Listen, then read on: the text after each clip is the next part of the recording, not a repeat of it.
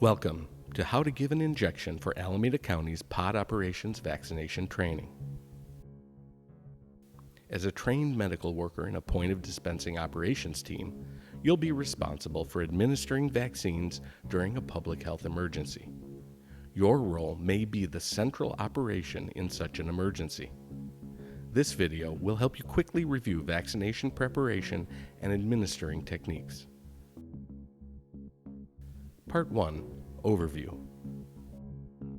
There are 4 common ways to administer vaccines: intramuscular, subcutaneous, oral, and nasal. The first 2, intramuscular and subcutaneous, require you to inject the vaccine by penetrating the skin with a needle. These can be difficult and time-consuming, so performing them correctly is important. Some emergencies require a rapid response. In a time-critical event, a quick response time helps to stop the spread of disease.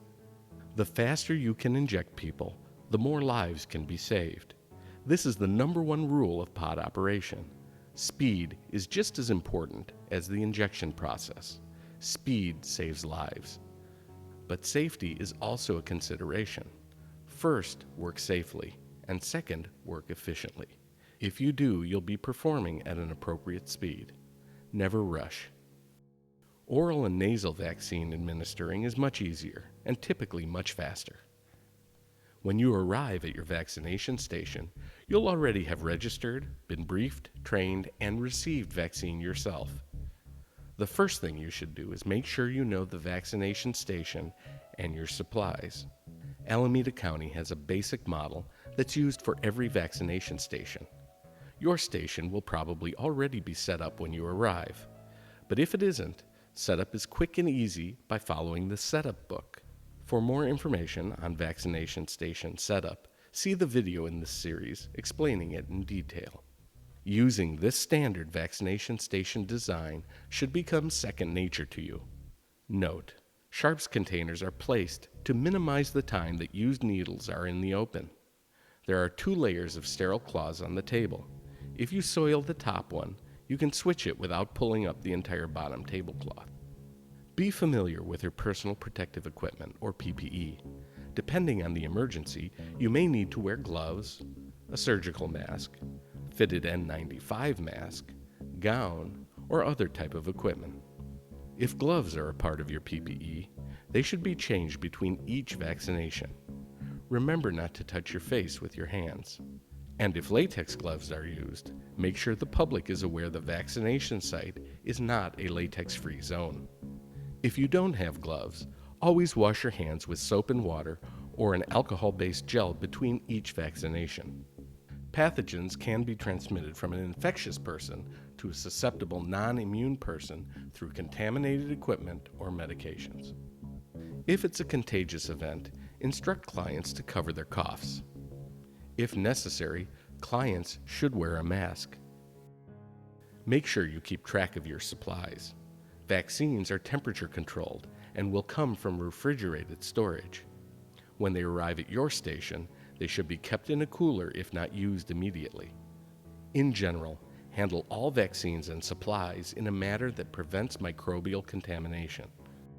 Part 2. Vaccine preparation. Injectable vaccines come in 2 forms: ready to use and reconstituted. Ready-to-use vaccines come in liquid form and are packaged in vials or pre-filled syringes. A pre-filled syringe contains vaccine, but does not come with a needle. A vial may contain a single dose or a multi-dose vaccine and must be drawn into a syringe. Always use a sterile needle and syringe when using a multi-dose vial. Never use a bent needle, and never leave a needle inserted in a vial. Microorganisms can enter a multi-dose vial and contaminate the fluid when a needle remains inserted, so remove the syringe promptly. Before you draw up a vaccine, verify the expiration date.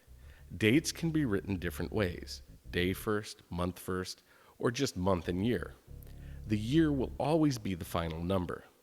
If an expiration only includes the month and not the day, then the vaccine expires the final day of the month.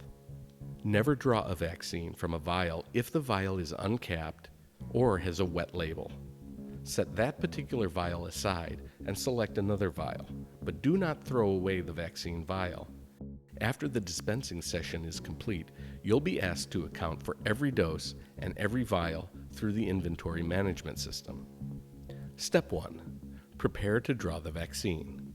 Vaccine should be drawn up in a designated clean medication preparation area. Wash your hands. Select the appropriate syringe and needle for the vaccine you will administer. Have alcohol pads or cotton balls moistened with alcohol available.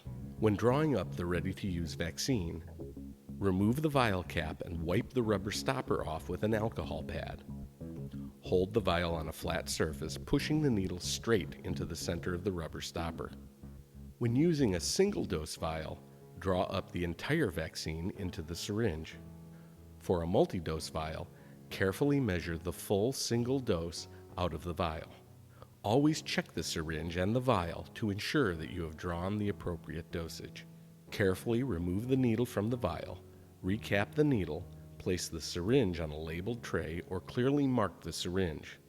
Reconstituted vaccines come in freeze-dried or powdered forms and will need to be reconstituted with a diluent prior to drawing the vaccine into the syringe. Diluent is a more medically accepted version of the common term dilutant.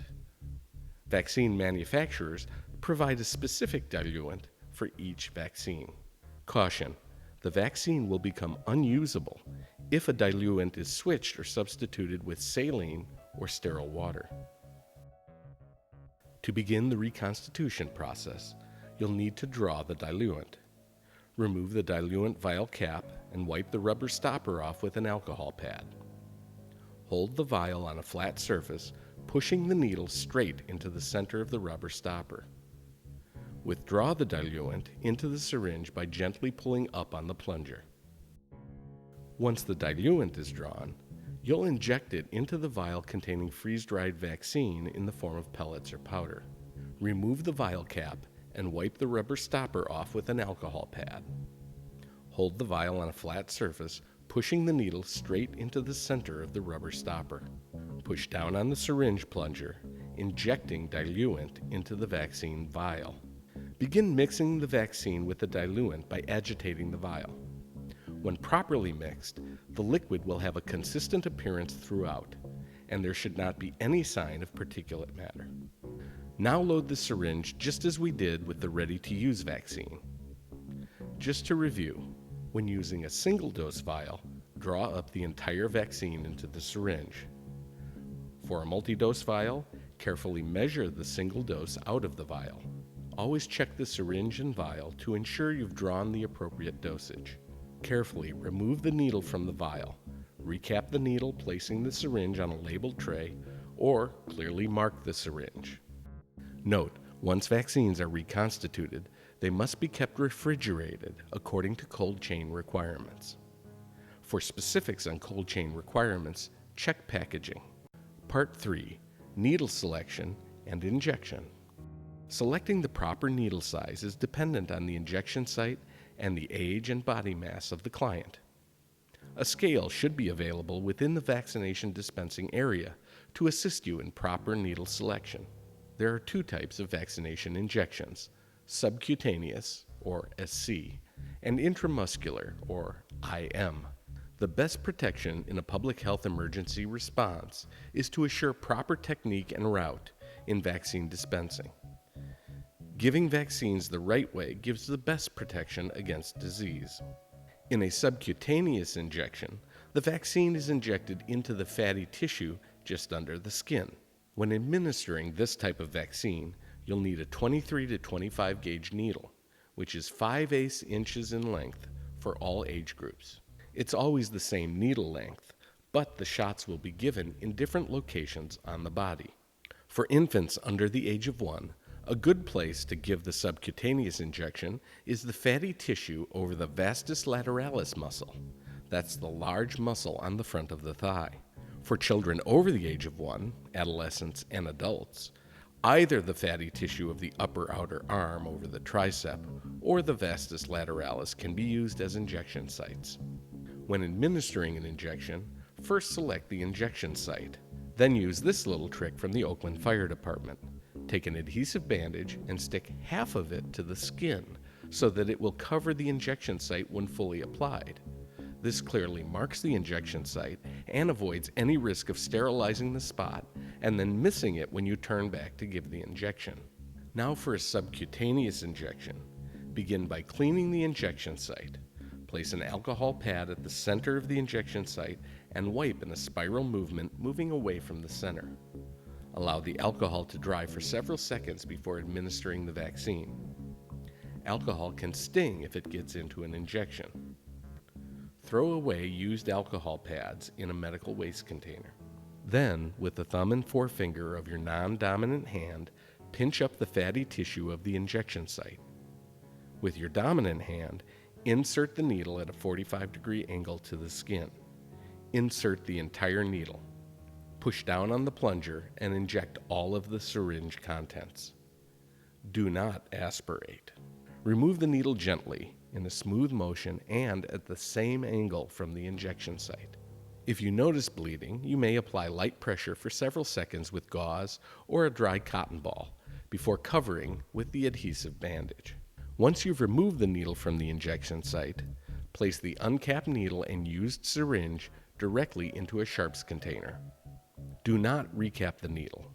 Do not set the needle down at any point, and never try to separate the needle from the syringe. Watch the needle continuously until it's in the container. The CDC describes a safe injection as one that does not harm the recipient, does not expose the provider to any avoidable risks, and does not result in waste that is dangerous for the community. An intramuscular, or IM injection, is done directly into a muscle. Most vaccines are given intramuscularly. When administering this type of vaccine, you'll need a 22 to 25 gauge needle, which will vary in length based on age and body mass. For the first 28 days of a newborn's life, the vastus lateralis muscle is a good place to do intramuscular injections with a 5/8 inch needle. An infant under the age of 1 will also receive the IM injection in the vastus lateralis muscle, but with a 1-inch needle. For toddlers 1 to 2 years in age, the vaccine can be administered in either the vastus lateralis with a 1 to 1¼ inch needle, or the deltoid muscle of the arm with a 5/8 to 1-inch needle. Children and teens ages 13 to 18 years old may receive the IM injection either in the deltoid muscle of the arm with a 5/8 to 1-inch needle, or in the vastus lateralis muscle with a 1¼ inch needle. Adults over the age of 18 should receive all IM shots in the deltoid muscle of the arm. Adults over the age of 18 weighing less than 130 pounds will need a 5/8 to 1-inch needle. Females weighing between 130 to 200 pounds and males weighing 130 to 260 pounds will need a 1 to 1½ inch needle. All females weighing more than 200 pounds and men weighing more than 260 pounds will need a 1½ inch needle. When administering an intramuscular injection, begin by selecting the injection site and pre-apply one side of the bandage using what's referred to now as the bandage marks the spot technique. Next, as with the subcutaneous injection, clean the site by placing an alcohol pad at the center and wiping outward in a spiral movement. Allow the alcohol to dry for several seconds and throw away the used alcohol pad. Next, we recommend using the Z-Track method to ensure a good dosing. Tight muscles, especially in athletic arms, can sometimes squirt the vaccine right back out of the injection site if you don't Z-Track. To Z-Track, all you have to do is slide the skin and subcutaneous tissue to the side. Perform the injection, and then let go of the skin and it will snap back, displacing the puncture in the skin from the puncture in the muscle. Also, according to the CDC, it's not necessary to aspirate when doing an intramuscular injection because no large blood vessels exist at the recommended injection sites. Grasp the syringe like a dart, holding the needle 1 inch from the injection site at a 90-degree angle to the muscle. With the non-dominant hand, displace the skin by pulling it to the side an inch or so. Now fully insert the needle, keeping it at a 90-degree angle. Squeeze the plunger to inject the entire contents of the syringe. Remove the needle gently in a smooth motion at the same angle as insertion, and then release the skin, letting it slide back into place. This will Z-track the injection and keep the vaccine in the muscle where it belongs. If you notice bleeding, you may apply light pressure for several seconds with gauze or a dry cotton ball before covering with the adhesive bandage. Once you've removed the needle from the injection site, place the uncapped needle and used syringe directly into a sharps container. Once again, do not recap the needle, do not set the needle down at any point, never try to separate the needle from the syringe, and watch the needle continuously until it's safely in the container. Repeating this process a few times, carefully following all the technical instructions, should make it a routine that will improve your safety and efficiency. The other two types of vaccination, oral and nasal, are much easier, but there are a few things to keep in mind. Oral medications come in either liquid or pill form. Pills are typically self-administered, so we won't address them here. For oral vaccines, you may need to constitute them with diluent similar to injectables. Oral vaccine is typically administered with a disposable oral syringe. To administer an oral liquid vaccine, make sure the recipient is stationary and upright. Place the syringe into the mouth along one side and toward the back, but not so far back that you cause gagging. Squeeze the syringe in one quick, smooth motion to empty the contents into the back of the mouth, where it will be automatically swallowed. Babies especially may tend to spit vaccines back up if administered too far forward on the tongue. Giving nasal vaccines is also fairly easy. The nasal syringe is set up with a small plastic clip that allows you to easily administer half a dose into each nostril. Place the nasal syringe with the tip inside the nostril and give the plunger a quick smooth squeeze. The clip will stop the plunger halfway. Remove the syringe from one nostril, remove the clip, then place the syringe into the opening of the other nostril and squeeze the rest of the dosage into it. People sometimes have a tendency to snort the vaccine to help draw it in, but this is not necessary as long as the vaccine sprays past the nostril into the mucous membranes. After use, both oral and nasal syringes should immediately be thrown into medical waste containers. Part 4. Emergency vaccination pods. Unlike other public health services, emergency vaccination will focus on mass care rather than individualized care. Many of you are experienced health professionals whose instincts may draw you towards reassuring bedside conversation. But remember, speed equals survival. So everyone must use their best judgment to expedite dispensing of vaccinations while maintaining a reasonable standard of interaction with the public. The number one rule to remember in a time-critical emergency is be reassuring and supportive, but always keep the line moving. Avoid chit-chat that can cause bottlenecks. Each vaccination pod should have a specified target throughput level, the rate of dispensing that your pod is expected to achieve. Meeting or beating that throughput level will save lives. Be aware injection rates per hour are significantly lower when administering to children. Families with children should be directed to a pediatric vaccination area where adults and children can be processed together. Children may experience needle anxiety. In such cases, you may suggest that parents hold the child on their lap, or that the child repeat a word with you at the time of the injection, like bunny rabbit, or that the child blows away the pain after the needle has been removed. Remember to keep the line moving. You're performing mass care in an emergency response. Speed equals survival. And although crying or fussiness may result, it need not slow down the line. Remember, your skill administering vaccines is one of the most valuable and critical roles in an emergency. Performing it quickly and efficiently using these guidelines is the best way to save lives. And as with all vaccines and medications, make sure to follow instructions and advice of medical authorities. We hope this training series on how to administer vaccines will assist you in performing your duties and saving lives during a public health emergency. Thank you for your service. If you have any additional questions, please ask your supervisor or contact the Alameda County Public Health Department.